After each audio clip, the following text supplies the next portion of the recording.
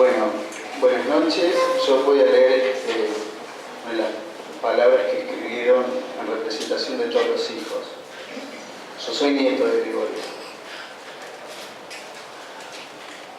Celebramos emocionados esta iniciativa de homenaje que se rinde a nuestro padre en el ámbito de la carrera de Ciencias de la Educación al cumplirse 100 años de su nacimiento, y aceptamos gustosos la invitación de sus organizadores a participar en ella, aunque sea a la distancia, a través de estas palabras.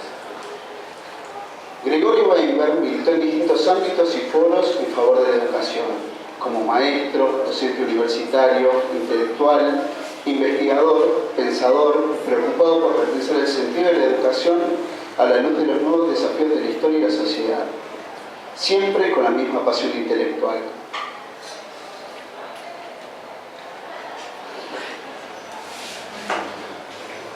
A un tiempo sentidor y entendedor de los grandes temas y problemas de la Argentina, América Latina y el mundo entero. Participó nuestro padre en innumerables reuniones y mesas redondas destinadas a reflexionar sobre las cuestiones educativas, la educación formal e informal, la especificidad de las demandas en los distintos niveles de enseñanza, las políticas en la materia, la reforma universitaria y, sobre todo, la historia y el sentido de la educación a la luz de los problemas del conocimiento. Y además, como se recuerda hoy aquí, en cuanto inauguró toda una línea de reflexión de la educación a la luz de la historia. Es posible aplicar su propio pensamiento a lo que dijo de uno de los filósofos, el que más admiró, Hegel, que con él la política entró en la historia y la historia entró en la filosofía. De allí que se dedicara también a estudios de autores latinoamericanos que supieron entender el papel que podía llegar a desempeñar la educación en distintos momentos históricos para incidir en los acontecimientos políticos y sociales. Desde Simón Rodríguez y Andrés Bello, ambos maestros del libertador Simón Bolívar, Sarmiento, desde luego, hasta Juan Carlos Mariátegui y Pedro Enrique Sureña, para cuyos proyectos emancipatorios la educación fue un componente fundamental. De modo que a Gregorio Weinberg se lo puede pensar como educador en muchos sentidos. Por una parte, se desempeñó como maestro y despertador de vocaciones, y lo hizo sobre todo de la cátedra universitaria en los tiempos de la democracia. Por otra parte, como pensador, historiador y filósofo de la educación. Pero también contribuyó a la multiplicación del conocimiento y la formación a través de la publicación de grandes colecciones y bibliotecas en que los argentinos y los latinoamericanos podían leerse a sí mismos y reconocerse como parte de una comunidad mayor. Y también fue Gregorio un educador en todos y cada uno de sus gestos, sus tomas de posición, cuando en la mesa familiar hacía el exégesis de las noticias y comentarios que traían los diarios, o cuando se impacientaba porque los hijos aprendiéramos a distinguir lo importante de lo accesorio y logramos entender una lectura o alcanzar la comprensión sintética de algún tema. Educador también cuando compartía con los nietos, y el primer bisnieto que alcanzó a conocer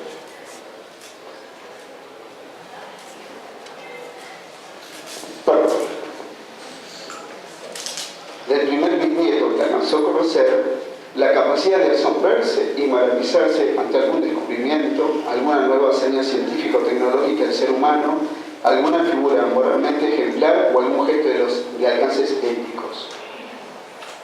¿A cuál de estas muchas y distintas facetas referirme?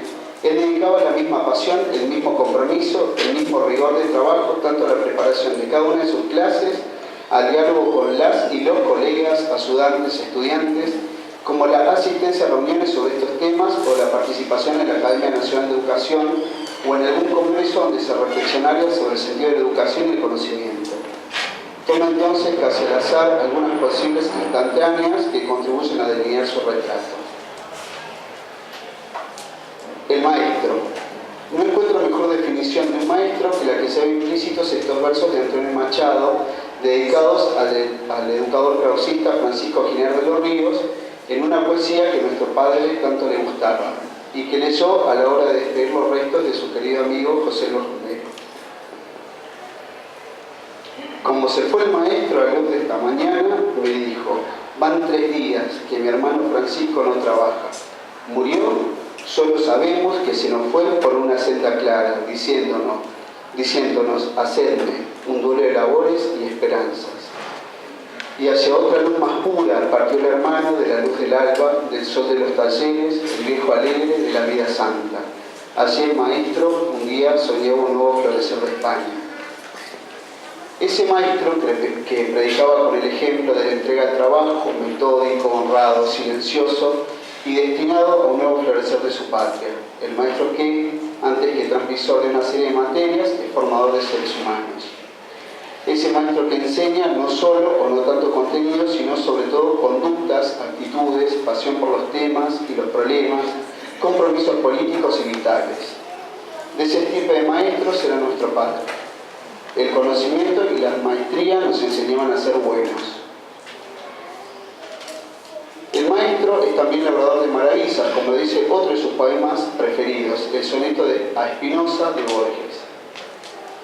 Las traslúcidas manos del judío labran en la penumbra de los cristales, y la tarde que muere es miedo y frío. Las tardes a las tardes son iguales. Las manos y el espacio de Jacinto que palidecen en el confín del gueto casi no existen para el hombre quieto que está soñando un claro laberinto. No lo turba la fama, ese reflejo de sueños en el sueño de otro espejo, ni en el temeroso amor de las doncellas. Libre de la metáfora y del mito, lago nardo cristal, el infinito, mapa de aquel que es todas sus estrellas. En el silencio, la soledad, la reflexión, en las viejas y nuevas formas del gueto, en las distintas formas de desafío y amenazas a su trabajo intelectual, en las estrategias que le permitieron resguardar su postura crítica de todo posible acasamiento, en el refugio y consuelo de su biblioteca y de sus libros, que las tareas intelectual, ensayística, editorial y educativa abrieron al mundo, el pensador pudo persistir en labrar un infinito cristalino de conocimiento, a la vez laboriosamente translúcido y generosamente lúcido. El profesor universitario. Me asocio a este recuerdo de la contribución de Gregorio Bay para su labor docente en las cátedras de Historia de la Educación Argentina e Historia de la Educación Universal, que se organizaron en un momento de singular importancia, el periodo 1955-1966, ligado a la transformación de la Universidad de Buenos Aires. El suyo no fue un aporte renovador individual, ya que se inscribió en el proyecto reformista Ricieri Frondizi, José Luis Romero, Rolando García, Manuel Sadowski, Cora Rato de Sadowski, Boris Pivakov, José Babini, Telma Reca de Acosta y otro puñado de líderes intelectuales que condujeron el mayor proceso de transformación de la Universidad de Buenos Aires, solo para el monable con el que condujera Juan María Gutiérrez en el siglo XIX. Siempre se preocupó, apelando a una imagen tomada de la ciencia, por tomar en el mejor modo de propiciar la existencia de la masa crítica necesaria para que se produzca el despegue del conocimiento en una sociedad. Permítame rescatar algunas de las varias facetas de esta actividad magisterial. Por una parte, no solo renovó los estudios conceptuales de lo que constituye el corpus de dos materias que tuvo a su cargo en la carrera de Ciencias de la Educación, Historia de la Educación Argentina e Historia de la Educación Universal. También propuso nuevos paradigmas y formuló nuevas categorías de análisis y nuevas periodizaciones para entender la evolución de la educación y el pensamiento educativo. Y sobre todo, aportó elementos para desentrañar las claves de la articulación entre la educación y el contexto económico, social y cultural en los diferentes momentos históricos.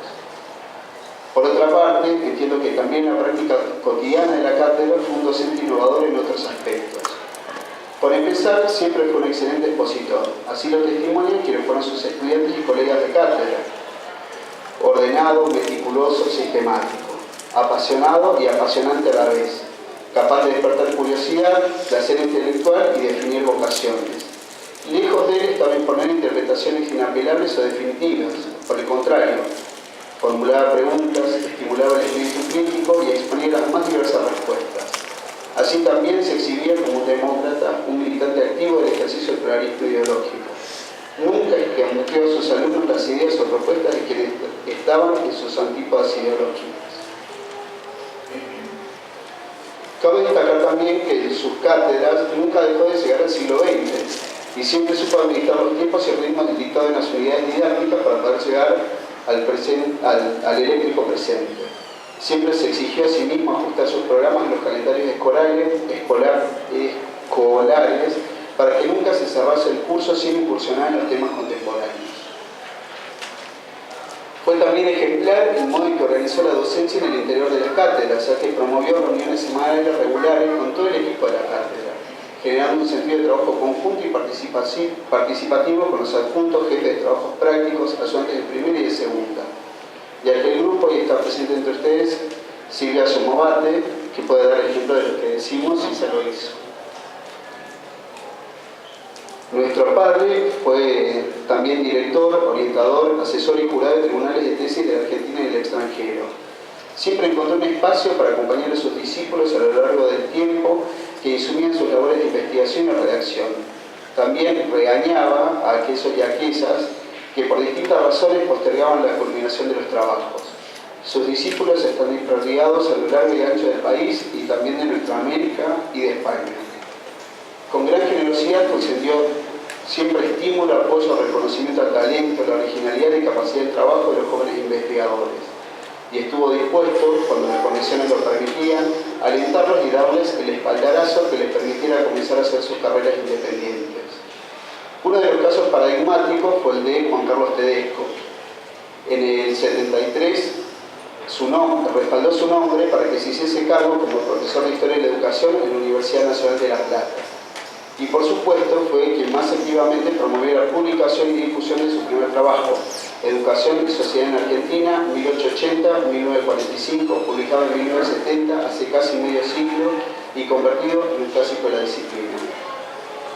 No olvidemos que dictó otras cátedras universitarias, siempre se enorgulleció por haberlo hecho en la universidad pública y en periodos democráticos. Además de sus cátedras de Historia de la Educación, tuvo a su cargo otras en diversas facultades de la Universidad de Buenos Aires. En todas ellas dejó esa impronta singular a la que ya hemos aludido. Innovador en cuanto a los enfoques pedagógicos y expositivos adoptados, originalidad en el tratamiento de los contenidos desarrollados, respeto por el pluralismo ideológico. Fue profesor titular de Historia del Pensamiento y la Cultura argentinos dentro de la carrera de Filosofía de la UBA desde 1963 hasta la dictadura orgánica. En un lugar privilegiado de su biblioteca conservó los ficheros y apuntes de clase que preparó con la devoción de un verdadero maestro y defendió contra viento y marea a lo largo de largos y difíciles años en espera del regreso a la vida democrática. Tuvo también a su cargo la asignatura Historia y la Cultura en el curso preparatorio de la Facultad de Arquitectura y Urbanismo entre 1957 y 1961. El impacto causado por la cátedra impartida en el ingreso a arquitectura lo llevó a su vez a ser contratado por la Facultad de Ciencias Exactas, Físicas y Naturales de la UBA para que se hiciese cargo del curso Integración Cultural durante el año 1960. Además, en 1961 y 1962 dictó Historia de la Cultura en el curso preparatorio de ingreso a la Facultad de Filosofía y Letras de la UBA. Los hijos recordamos hasta hoy sus comentarios respecto del hondo efecto que los alumnos tuvieron en esos cursos, donde, por ejemplo, lograba sorprenderlos y maravillarlos al combinar diapositivas que reproducían obras de arte no figurativo y diapositivas que replicaban experimentos científicos. A lo largo de los años seguía encontrando a exalumnos, muchos de ellos ya profesionales con carreras consolidadas, que le agradecían emocionados lo que había significado para ellos ese curso de ingreso, que en muchos casos llegó a cambiarles la vida, reordenar la orientación de sus estudios y redefinir el propio ejercicio profesional. Son recordadas las preguntas finales del examen que incluían, entre otras, algunas tan fuertes y aleccionadoras como: formúlese usted mismo una pregunta y respóndela. Y otra pregunta no menos exigente: ¿por qué quiere ser arquitecto? El estudioso de la educación. Por una parte, nuestro padre comprendió que muchos de los grandes pensadores de nuestra América vieron en la educación un motor fundamental para el cambio social y la emancipación de los seres humanos, así como la posibilidad de que se alcanzara y reconociera nuestra mayoría de edad intelectual en el concierto de las naciones. Eugenio Espejo, nuevamente Simón Rodríguez y Andrés Bello, José Pedro Varela, José Vasconcelos, María y de Leopoldo Sarmiento, el gran estratega, a quien dedicó muchas de sus mejores páginas. Precisamente, uno de sus primeros trabajos en la década de los años 1940 consistió en la selección, prole y cuidado de la reedición de Educación Popular, publicada por Editorial Lautaro en 1948. Pronto comprendió también que la dimensión educativa no podía pensarse de manera divorciada en cuestiones económicas, sociales, culturales y epistemológicas. Fue en la segunda mitad de la década de los años 70 del siglo pasado cuando escribió Modelos Educativos, tal vez su obra más importante en este campo. Allí aplicó el marco teórico de estilos de desarrollo para comprender la evolución de la educación en nuestro continente. Ese trabajo fue parte integrante del proyecto CEPAL UNESCO, Educación y Sociedad en el Desarrollo de América Latina, coordinado por Germán Rama. En definitiva, dedicó también muchas reflexiones y semblanzas a temas y autores concretos, confirmando que lo mejor del pensamiento político americano y sus más ambiciosas y audaces estrategias de independencia y cambio estuvieron ligadas al pensamiento educativo. El pensador. A lo largo de su vida reflexionó sobre el sentido de la educación, su valor como plan estratégico para formar seres humanos íntegros y ciudadanos del territorio libre de conocimiento. Se dio cuenta de los cambios acelerados que confirmaban que nos encontrábamos ya en la era del conocimiento y alcanzó a ver a los primeros momentos de esa revolución tecnológica que tanto incidió en el desafío a las formas tradicionales de transmisión de las ideas. Puso nombre a esos largos periodos en los que la Argentina ha debido atravesar el apagón cultural, largo eclipse en que la Argentina perdió su rumbo.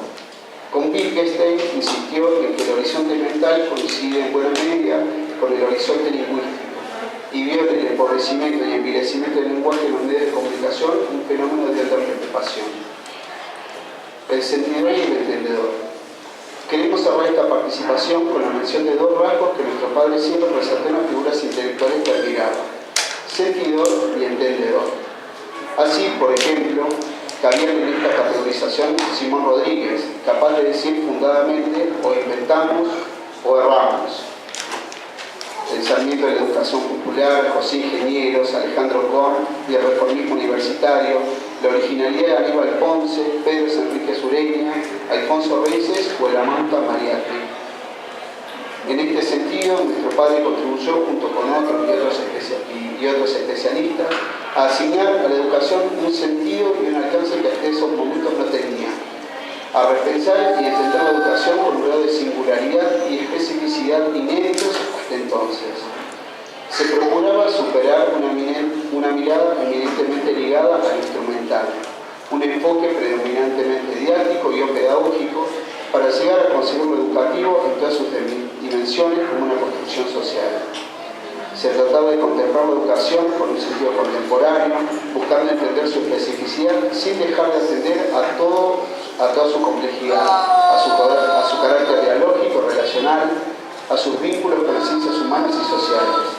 En definitiva, descubrir en la educación sus objetivos, sus procesos, sus actores, un espesor nunca antes considerado, signado por su hondura histórica, filosófica y social. Sin duda que todos los colegas que participan en esta mesa están mucho más autorizados que yo para abundar en eso, pero interpreto que este es un asunto sobre el que deben volver una y otra vez quienes estudian la evolución de las ideas educativas en el país que nuestro padre quiso tanto.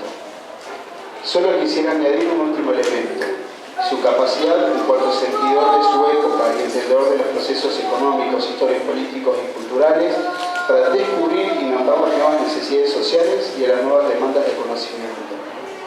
Esta carrera, que hoy está sólidamente realizada, tuvo también sus fundadores, que con un gesto inaugural no solo sentaron las bases, sino que defendieron su razón de ser, su derecho, su legitimidad, y a ello añadieron la permanente exigencia de crítica y transformación a la luz de los tiempos.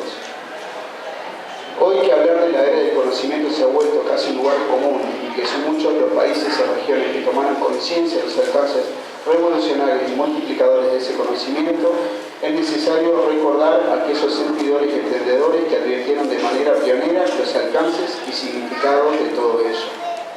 Sin duda, Gregorio Weber comprendió muy tempranamente que era necesario repensar la relación entre educación y conocimiento. Nuestro padre fue uno de esos fundadores que, con gesto prometeico, procuraron quitar a las élites el poder que les daba el saber, para ver el modo de multiplicar, expandir el conocimiento y el poder de decisión y cambio que otorga ese conocimiento entre capas cada vez más amplias de la población. Y ello no solo a través de una renovación de las ideas y prácticas educativas, sino también de una refundación del concepto mismo de educación. Invitamos entonces a pensar en Gregorio Weinberg como un nuevo Prometeo, entendedor del nuevo sentido de la educación y sentidor de las nuevas demandas y derechos del ser humano a una ciudadanía del conocimiento. Muchas gracias.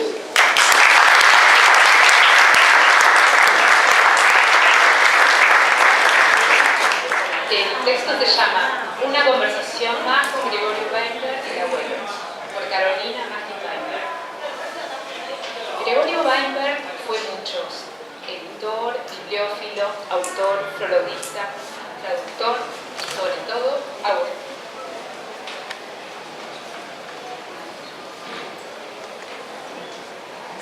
Al menos este último es el que yo conocí, que yo quise tanto y hacia cada día extraño. Soy la menor, yo no soy la menor, soy la menor de las 3 nietas mexicanas. 3 puntos en el mapa que orientaron a toda una familia de argentinos. Nosotras somos producto de una visión, vocación. Está cambiando.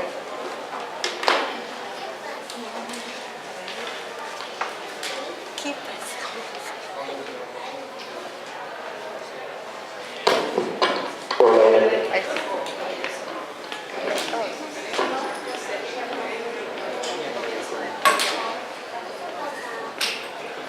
A ver, ahora sí se escucha bien. Sí. Bueno, me parece que voy a reiniciar, así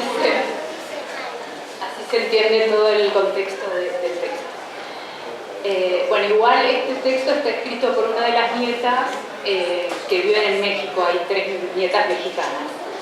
El texto se llama Una conversación más con Gregorio Weinberg, el abuelo, por Carolina Mágic Weinberg.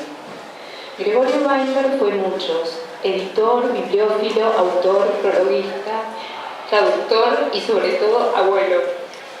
Al menos este último es el que yo conocí, al que yo quise tanto y al que cada día extraño.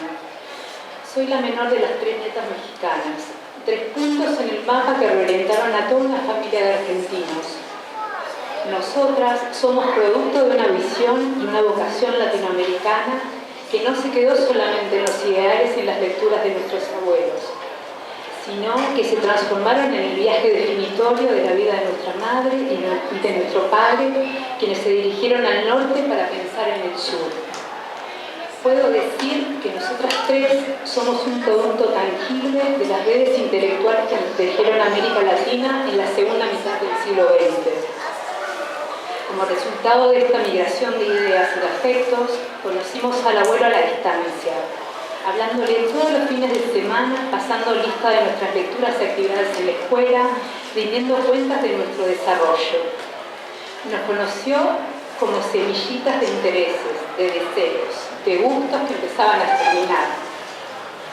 En el 2006, año en el que murió, Lucía, la mayor, con 20 años, empezaba la carrera de medicina.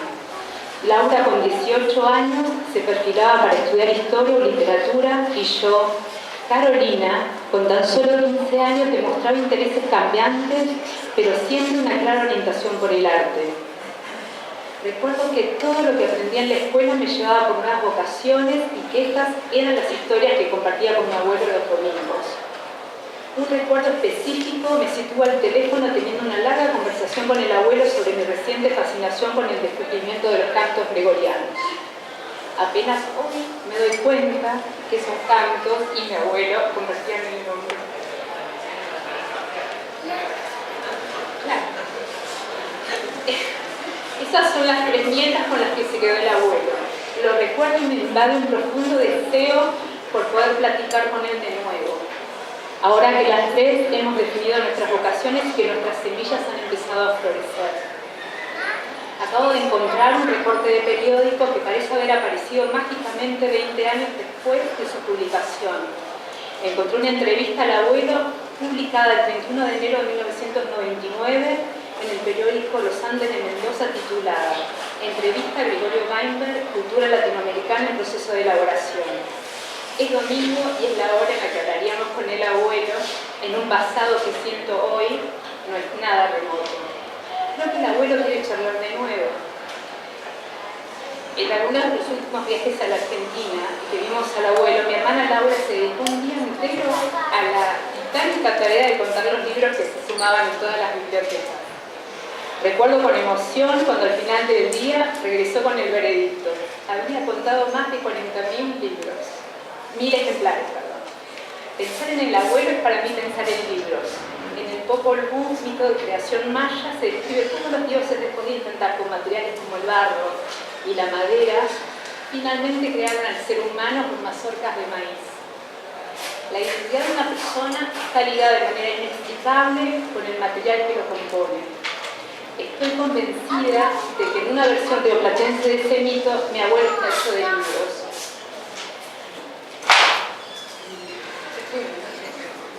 No solo lo rodearon toda la vida, lo nutrieron, lo arroparon, construyeron las paredes de su casa, le dieron forma a él.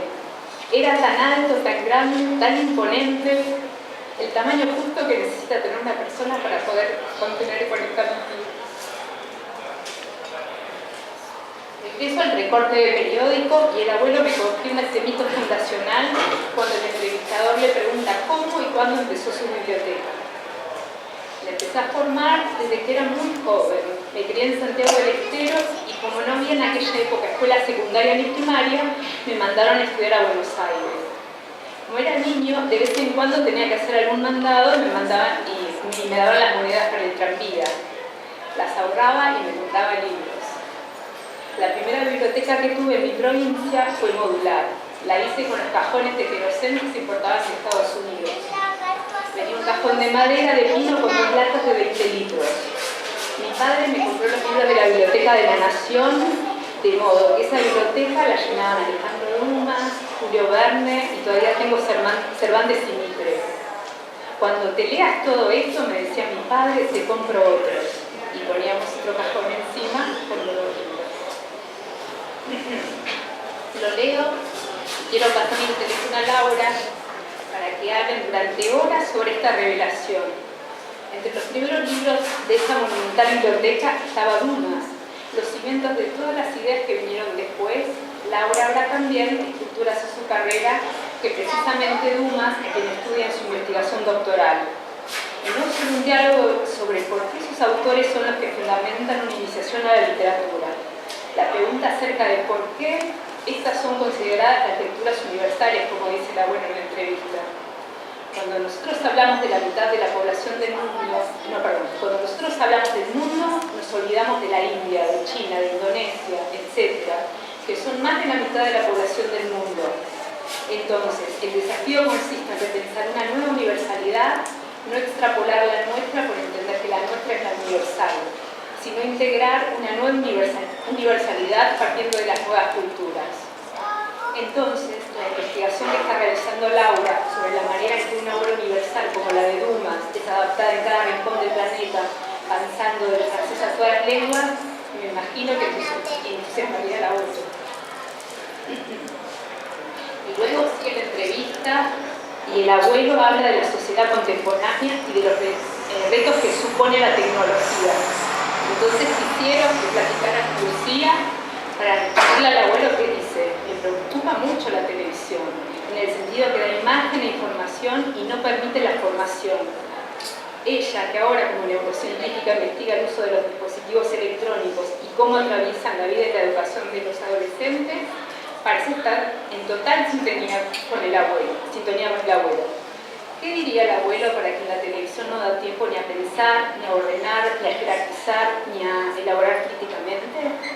En este mundo de 2019 en que convivimos con pantallas de manera constante, se nos invita a pensar cuál sería la educación necesaria para poder encontrar en la tecnología el potencial latente, las herramientas para así pensar, ordenar, jerarquizar la información, tener la capacidad de compartirla en conocimiento y de manera prioritaria incluir un pensamiento crítico propio.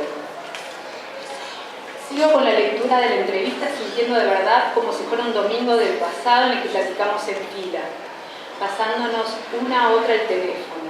Habla ahora el abuelo sobre cómo dedicó su labor editorial a construir un conocimiento dimensional, por ejemplo en la serie Dimensión Argentina, en donde quiso voltear a lo injustamente marginado, buscando recuperar géneros como el sainete, que ha sido muy subestimado.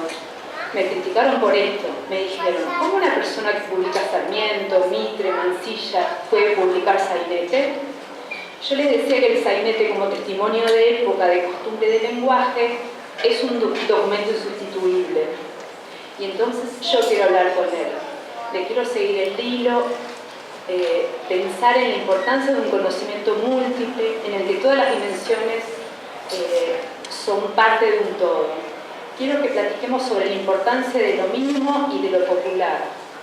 Ya nos imagino llevando la conversación para platicar sobre los límites entre el arte y la artesanía, e incluso sobre los límites en lo que es el arte y lo que es la ciencia. Hablaríamos de cómo la cultura excede a lo oculto, mientras yo descubro cómo desarrollar una identidad intelectual consiste en existir en ese espacio entre lo vernáculo y lo enciclopédico. Todo merece ser pensado, todo es un documento, pero hay que saberlo leer. Imagino que me respondería el abuelo. Terminaría entonces nuestra conversación, no sin antes dirigirnos una misión de vida a cada una de las tres nietas. A nosotras, las nuevas generaciones, nos toca el gran trabajo de este ciclo, hacer síntesis. Dice la abuela en la entrevista que las grandes fracturas provocadas por los deslocamientos políticos a fines del siglo pasado dejaron al mundo necesitado de síntesis. También ante la explosión de conocimiento hace falta una continua actualización. Hoy, una auténtica cultura que tiene que estar integrada por la cultura clásica, tradicional, las letras y las artes, pero también por la ciencia y por la tecnología. Nos toca entonces, las nietas, desde la literatura, la ciencia y las artes, seguir con esa encomienda, con esta encomienda. Hoy conmemoramos los 100 años desde el nacimiento de Gregorio Mendel, el ordenador del mundo. En 1995, cuando recibió el premio Consagración, él mismo citó a Unamuno diciendo: "No vendo harina, reparto levadura". En la entrevista explica: "Quise decir que no es la acumulación. El premio que me daban no era por la cantidad de cosas que yo hice, por 50 años de ir a clase, sino por los fermentos que implicaba, por los caminos que abría. Si lo celebramos hoy, es por la calidad de sus ideas, no por la cantidad de libros de su biblioteca. Lo conocí alguna vez y ahora lo conozco de nuevo, no como abuelo, ya como hombre. En homenaje al abuelo, en homenaje al abuelo, el hombre que soñó con mucho". Yo soy el último, no se preocupen. Quería agradecerles en nombre de la familia, a los organizadores, a Lidia, a Nicolás, a Pablo, la generosidad, a las demás panelistas, a la decana, a la señora Morgade, por haber estado acá, y agradecerles a ustedes, los alumnos, los estudiantes, que nos han escuchado tan respetuosamente. Como verán, los Weinberg tenemos dos características al menos, que es el llanto fácil y la necesidad de hablar, así que, y de escribir. Eso no ha cambiado, pero bueno, eso, nuevamente muchísimas gracias. Yo voy a leer un texto de mi hermana, Marina, de los 9 nietos, es la única que pasó por esta facultad, es antropóloga, ella es doctora en antropología, no vive acá y escribió estas líneas que voy a compartir con ustedes.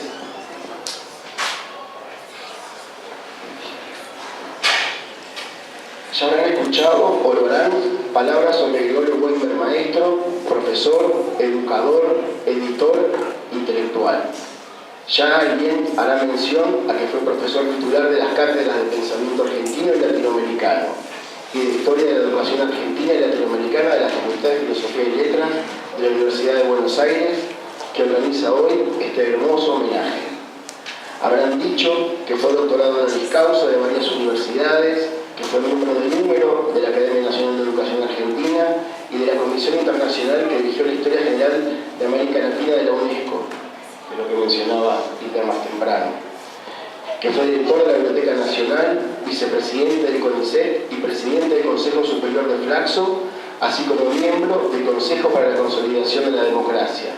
Sabrán también que trabajó como consultor para la CEPAL, Naciones Unidas y UNESCO durante dictaduras militares que le impidieron desarrollarse durante esos años oscuros en Argentina. Se hará alusión también a su aporte como editor, promoviendo la circulación y difusión de innumerables traducciones de obras fundamentales del acervo del pensamiento y cultura universal y fortaleciendo su tan amado país y región latinoamericana, a través de las editoriales Lautaro, Ayer, Solar y Taurus, de su activa y cercana colaboración con Boris Spivakov en Udeva y el Centro Editor de América Latina, entre otras editoriales, y a sus obras fundamentales como Modelos Educativos, El Descontento y la Promesa, Mariano Fraguero, Tiempo, Destiempo y Contratiempo, y el libro En la Historia de la Cultura Latinoamericana, que, Vueltas de la Vida, recibimos impreso estando todos los Weimar juntos en su casa el día preciso de su muerte. Me sumo entonces para participar con lo que fue para nosotros su mayor legado y nuestra inconmensurable fortuna, tenerlo como abuelo, lamentando no poder participar hoy de este evento celebratorio que, fiel a su propio deseo, lo recuerda en su aniversario de nacimiento y no de su muerte. Relato algunas imágenes. Me permito compartir con ustedes algunas pequeñas fotografías del Gregorio abuelo, Goyito, a quien por supuesto no concebimos sin su títere, su compañera, nuestra abuela. Y ese Goyito es parte de nuestra fórmula indivisible de abuelos.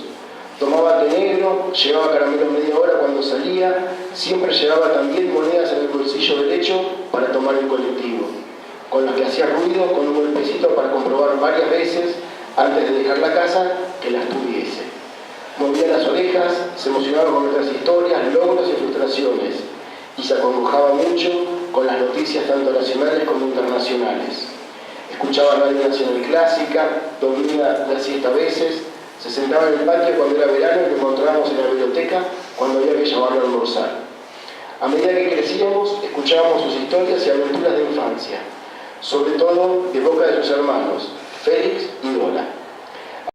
Un poco sobre sus padres, inmigrantes ucranianos, León y Sara.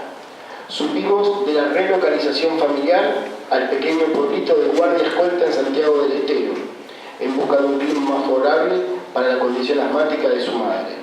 Nos enteramos que Gregorio había sido un ávido lector y autodidacta desde muy pequeño, que fue un niño altamente libre y feliz.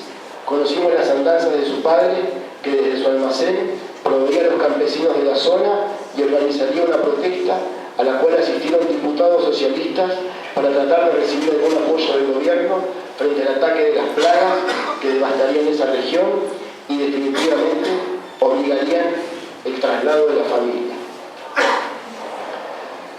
El traslado de la familia nuevamente hacia Buenos Aires.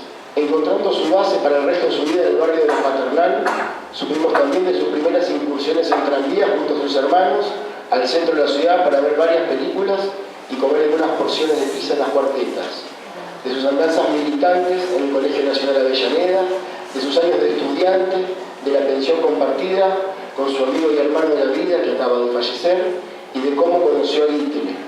Aprendimos de los viajes que lo marcaron, como fue conocer el Cusco con la abuela, de su viaje inicial a Europa en el año 59, por razones de trabajo, para conocer las sedes de la UNESCO, la FAO, la OMS y la OIT, y de las citas a Santiago de Chile en épocas duras y oscuras para ambos países nuestros. Yo supe de su boca, por ejemplo, que el día en que nací me lo contó casi disculpándose porque la puntualidad era una de sus obsesiones, aunque como tenía pocas horas de nacida, la verdad que no lo recordaba. Llegó un poco más tarde de lo previsto en la clínica. Al parecer, aquel día de junio de 1976, un grupo de militares había detenido el colectivo en el que viajaba para hacer una de sus habituales e infames requisas. A raíz de este hecho, nunca más volvió a salir de su casa, siquiera para ir a la esquina a despedir a cualquiera de sus visitas sin su cédula de identidad. Evidentemente, a pesar del paso de las décadas, sus enojos y frustraciones fueron tan afectivos por lo personal de su día como evidentemente por el dolor que le provocaba el inicio de ese infierno que estaba comenzando a desarrollarse en el país. Así, crecimos cerca y lejos debido a circunstancias ajenas y elecciones de vida que a veces nos mantenían en distintos lugares del mundo. Pero su casa, la casa de los abuelos, hoy felizmente habitada por Leo y los miembros de la renovada generación, Nicanor y Juana, sigue dando espacio y vida a un amor familiar inagotable y refrescado constantemente.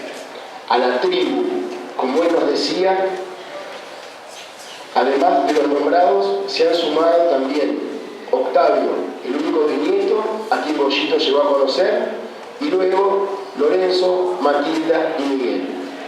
La primera vez que cada nieto, nieta o nieto vio al abuelo, estábamos en los brazos de la abuela o ella se encontraba a su lado.